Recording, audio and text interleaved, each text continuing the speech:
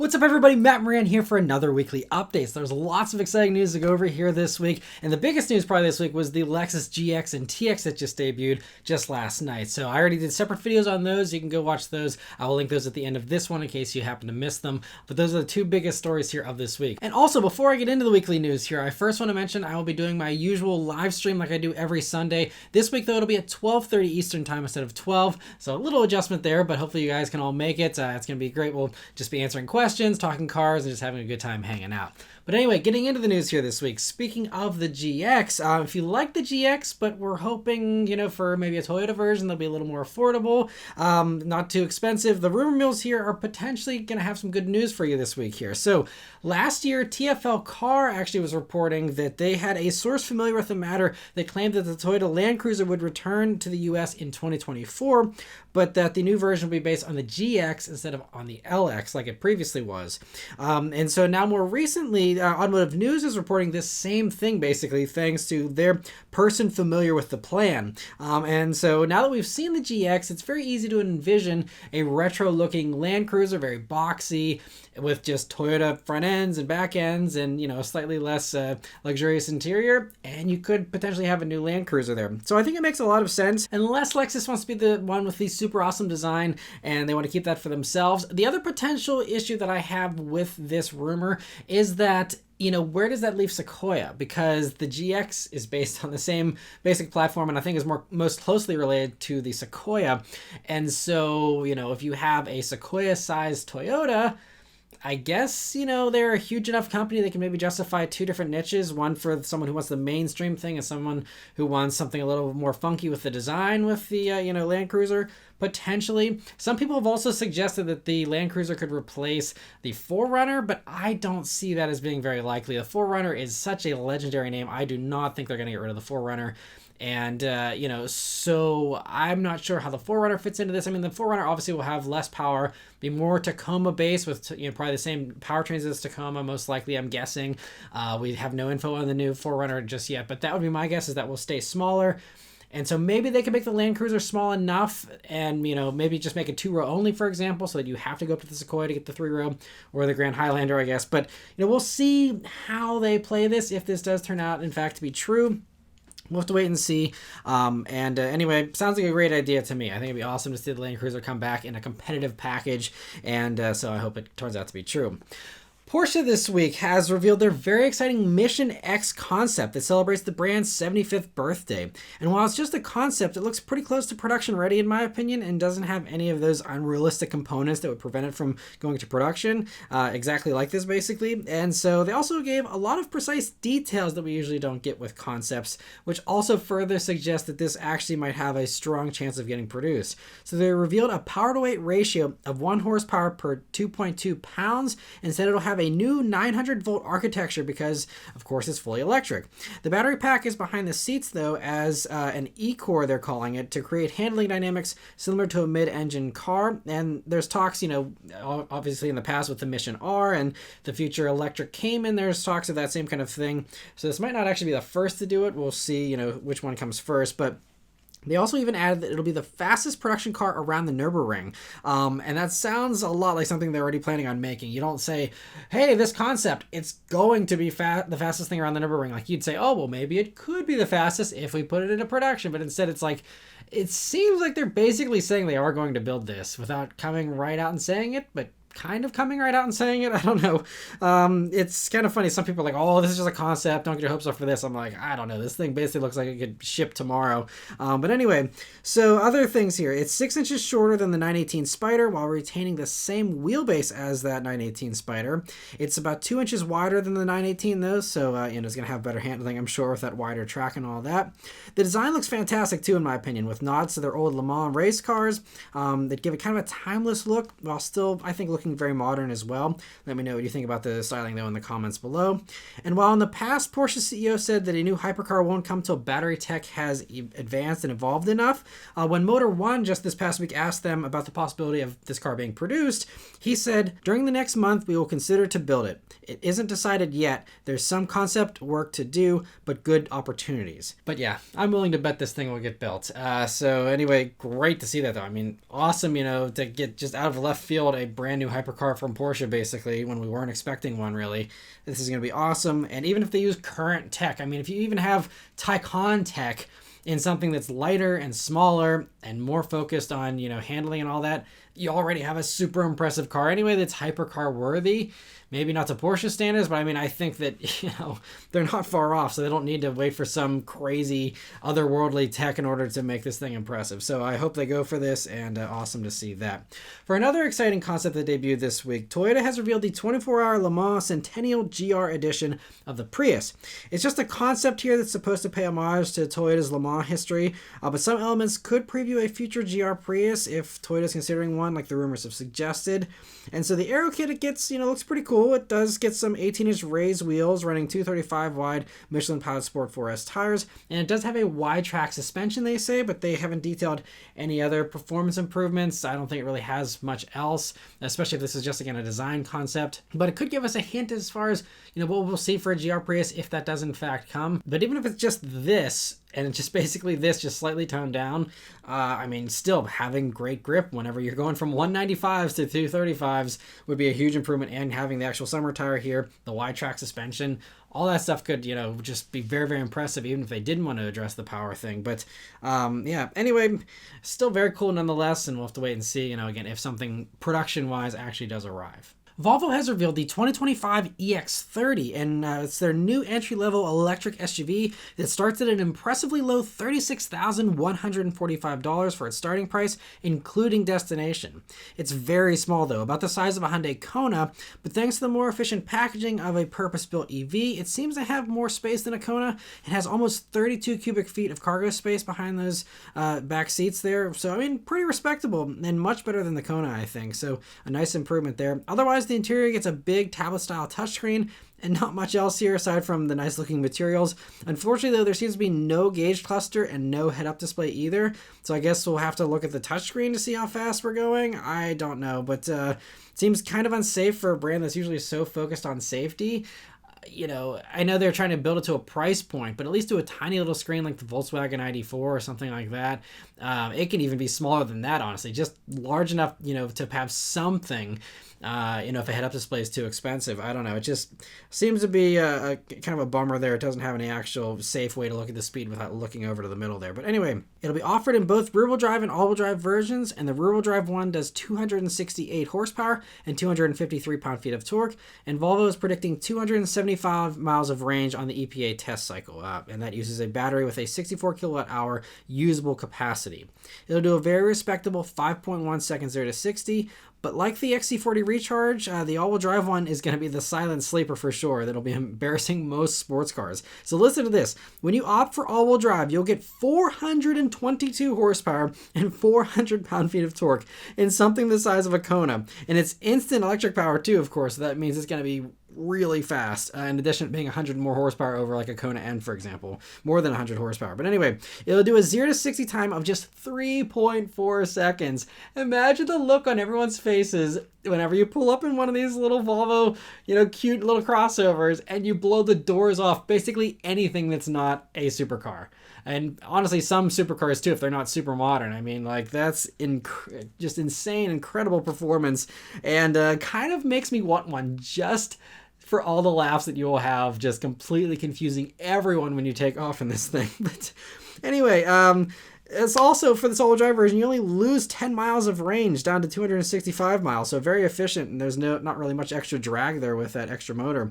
It'll weigh 4,140 pounds, which is actually fairly light for an EV too. One thing that isn't quite as fast, though, is the charging speeds, unfortunately. So it can charge at a max rate of 153 kilowatts, which is equal to many mainstream EVs out there currently, like the Mach-E and, the ID4, stuff like that, but that already trails behind, like, the Hyundais, the Kias, the Genesis products that all charge in nearly half that time, as well as some of the other new stuff coming here that's going to be faster. And so they say that since the battery isn't huge, though, it's only going to take 27 minutes to go from 10% to 80% charge, which again isn't terrible, But also, again, when this thing does arrive, next year, it's going to already be a little bit slow compared to even like an Equinox EV that's going to be 30 grand, So a little disappointing there. But if that doesn't discourage you, though, they're available to pre-order now, but deliveries won't be starting until 2024. Plus, later in 2024, they'll begin selling a cross-country version that gets unique wheels and tires, skid plates, unique styling, and all that stuff that you see here. And so anyway, I'm just glad they're offering the EX30 here in the US at all, because, something this small, typically the Europeans are like, oh, we can't sell that in America. It's too small. No one's going to buy it. And rightly so. But Volvo is going for it. And I think that, again, that price tag, 36 grand for, again, a premium brand product.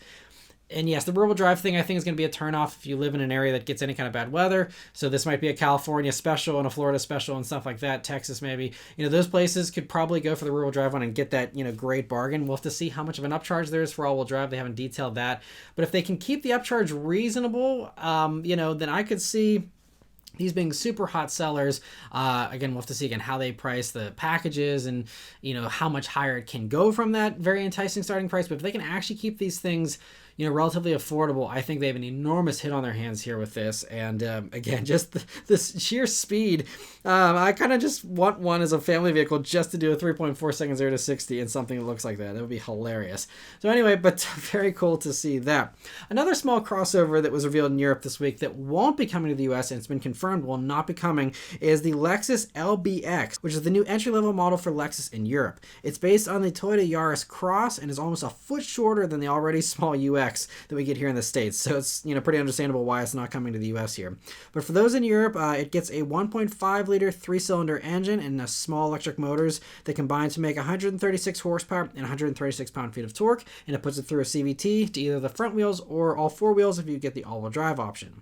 Inside, it's available with the 12.3-inch digital gauges and a 9.8-inch touchscreen, and it'll be arriving in Europe in early 2024. One vehicle that was partially revealed that might actually be coming to the US, but we're uncertain about it just yet, is the Rampage that they'll be doing a full reveal at sometime relatively soon here, but we get a pretty good look at most of it already. And so it was partially revealed here in Ram's Brazilian YouTube channel. And so typically, trucks for the South American market don't make it to the US, either because of the chicken tax that requires trucks to be built in North America, or because of the higher safety standards, or both. But this one might be different here. So according to the Drive's well-sourced informant with inside knowledge of Stellantis plans, the Rampage will be sold here, and it'll be debuting supposedly later this year. And they also have been pointing to the taillights, which appear to be showing an American flag there in the design of them, which is also kind of interesting for a vehicle that is going to be sold in places outside of America. Not sure how Brazilians are going to take having an American flag built into their taillights, but I don't know, maybe they won't mind. I mean, it doesn't look exactly like a flag, but it's pretty close, and that's why everyone's like, aha, see, it's coming to America. See the flag? And so the Autopian suggests it could be built in Mexico at the Toluca plant that right now is only building the Jeep Compass. Totally a valid point there. Could be a definite possibility, especially being, relatively close to South America there. Can make it a little bit easier from a production standpoint. But I think the Belvedere plant in Illinois is also another decent candidate, considering they quit building the Cherokee at the beginning of this year, and it's just sitting idle right now. And I mean, I'm guessing there'll be a new Cherokee at some point, but that doesn't seem to be happening anytime relatively soon. So, they could also use that plant potentially. It's a further drive from South America, but still, could maybe be an option. We'll have to see. Well, anyway, though, moving on here, though, I think with the demand for the Maverick, that probably sped up their plans. They said that this was designed for the South American market, and they did actually say that in their press release. But I think that they are tailoring it for the American buyer now, because I think they're just like, look, we got to rush something to compete with the Maverick, because this is just easy money and we're missing out on it, and I can totally understand that. So the Rampage supposedly is rumored to be about 3 inches shorter than the Maverick, but 2 inches taller, and supposedly on the same platform as the Dodge Hornet and Alfa Romeo Tonale. Supposedly, some others have said it's on the same platform as the Fiat Toro and some others, which I think are all kind of on a similar platform anyway. But if it is going off of the Hornet and the Denali, at least here in the States, then that could mean we'll be getting, a roughly 300 horsepower turbo 4, and then also the option for a plug-in hybrid, even though it's like a 3-cylinder, or it's a tiny little 4-cylinder turbo in that, with a plug-in hybrid thing could potentially be an option as well. We'll have to wait and see. We'll have to also see how Ram buyers react to the idea of a 4-cylinder Ram and possibly a plug-in hybrid Ram. But I think that it looks great from what we can see so far, and if it's basically just a baby Ram for people who don't need the full size thing and it looks just as cool, I think there's going to be tons of people lining up for these, and it'll be a home run for Ram. So we'll have to wait and see. But anyway, very interesting to hear that. And for those that were disappointed by GM's plans to get rid of Apple CarPlay and Android Auto in their future EVs, I might have some potential good news for you this week, depending on how you feel about Acura and Honda products. So while GM isn't changing direction, they're still sticking with getting rid of CarPlay and Android Auto in their EVs. It appears that the Honda Prologue and the Acura ZDX will not be following down that path, and even though they're based on the GM Ultium platform, they appear to not be following GM. So Acura shared a teaser image this week that shows the infotainment interface for the coming ZDX, and it clearly shows it with Apple CarPlay and Android Auto icons there. So if you're excited about the Blazer EV, but you want smartphone integration and you're flexible on styling, maybe wait for the Prologue and the ZDX here, because it seems like, those will give you, the kind of best of both worlds thing with that great platform and having that smartphone integration. You will have to be waiting a little longer. I think they said the ZDX is going to be going on sale in early 2024. So, but aside from that, I mean, it's great news, and also another good bit of news here is if you're not a fan of Acura's whole touchpad interface that they currently use on all their, current products outside of the Integra, it seems like at least for this, it's obviously going to have a touchscreen. You're not going to have to worry about any kind of controller. I hope that maybe they also, spread out this screen to their other future products, at least for the next generation versions of all their other mainstream stuff, and finally do away with the touchpad, which was, I think, a deal breaker for a lot of people, unfortunately, for the Acura brand. And so hopefully this shows a change of course for them of going to touchscreens and getting rid of their controller thing. So we'll have to wait and see about all that. But anyway, very interesting to see that. And some other Acura news here. The MDX Type S was spied with camo in Ohio while testing a mid-cycle refresh here, it appears. So thanks to Frank, who sent me these pictures, we get a decent look at it here. So judging by the pics, it first looks like it's possibly wearing a new gray color that just seems a little different than the other colors currently available there. And it appears to also be losing the horizontal black strip on the rear bumper in favor of a more seamless look, because I don't see any kind of, interruption there with the rear bumper. Maybe the camo is hiding it, but it just seems like there is no break there like we have on the current vehicle.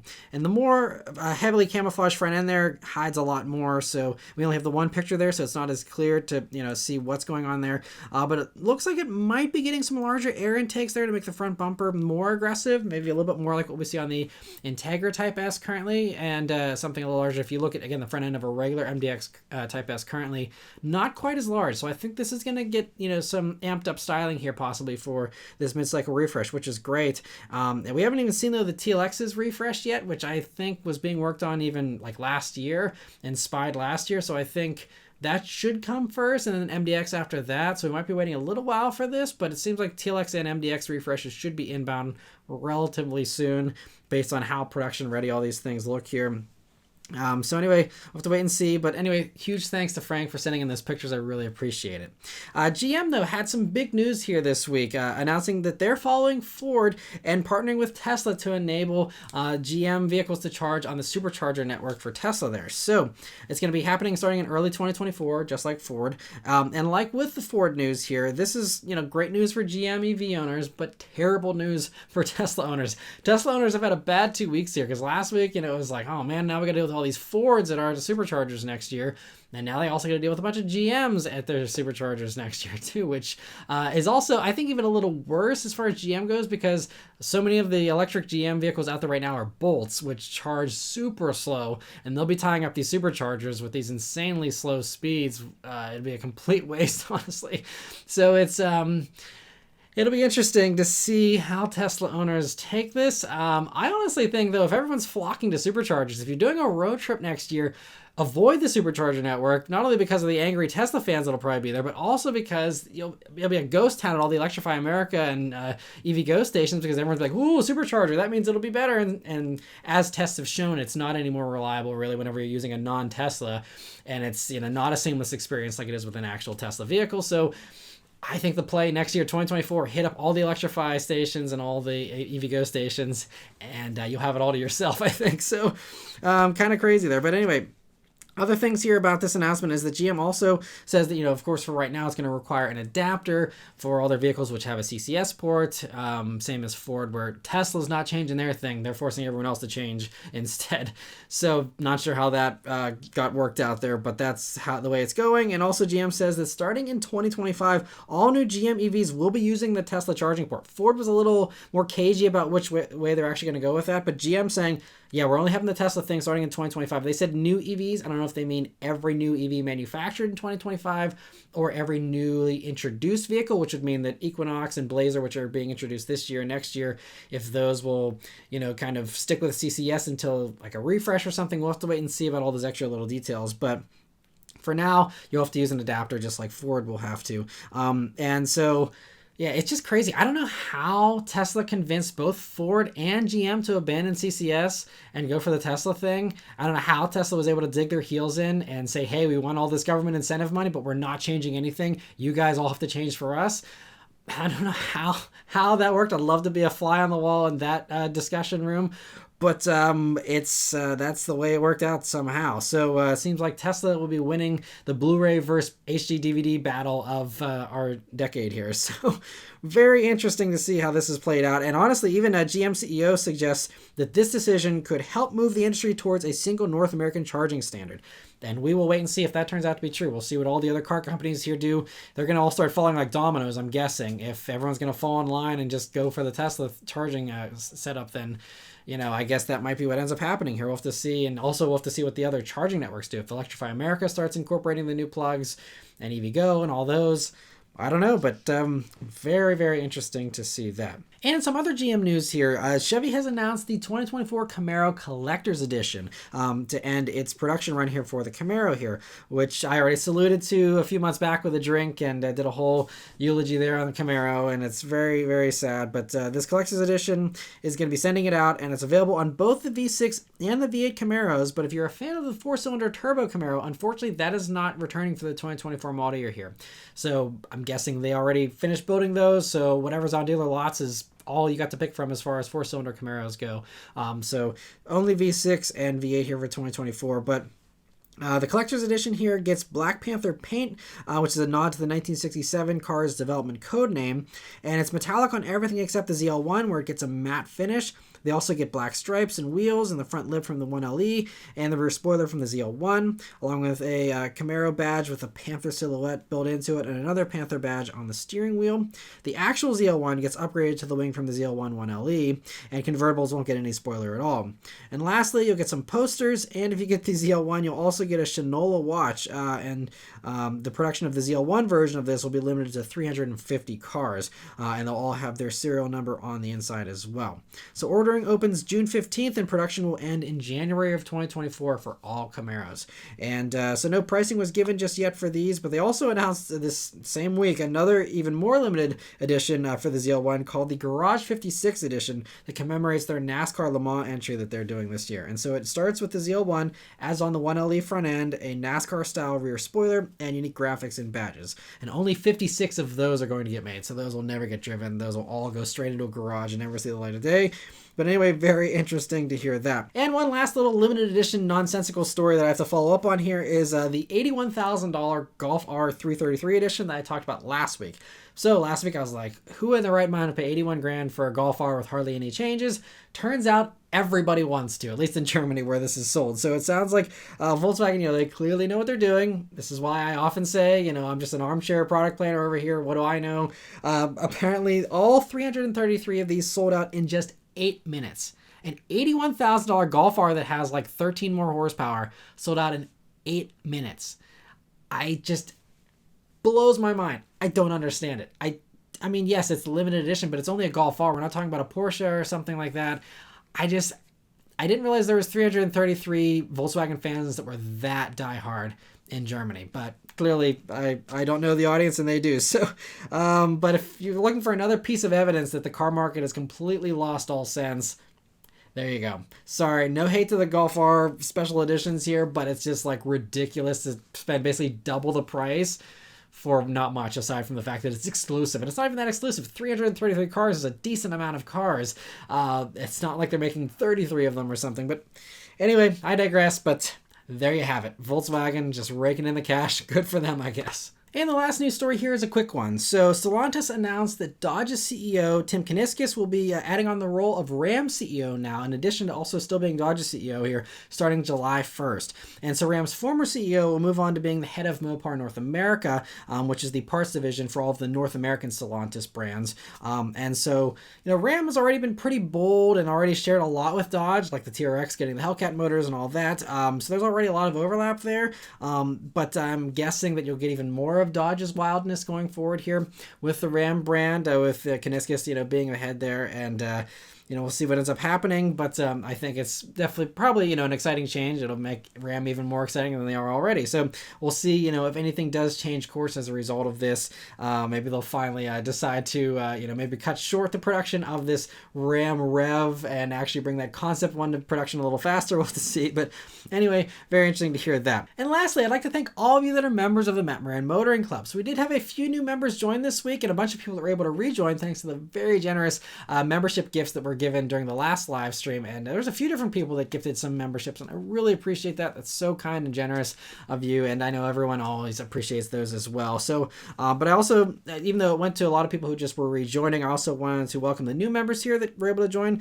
So that's Stephen Bowie and Maran. Welcome to both of you. Hope you enjoy the membership perks. And I also wanted to thank James Stemler for becoming a member on his own here just a few days ago. And so I hope you all enjoy the membership perks, and thank you all once again for your support. It really does mean a lot. And also be sure, if you can, to join in on the live stream here on Sunday, where all those members do get priority answering in that live chat, and I'm looking forward to chatting with all of you that can join there and that. And for anyone else who would like to join, there's always join buttons here on the video page, on the channel page, and also a link in the description. But anyway, thank you all very much for watching. Please also leave a like, comment, and subscribe to keep these videos coming, and I'll see you guys in the next one. Take care.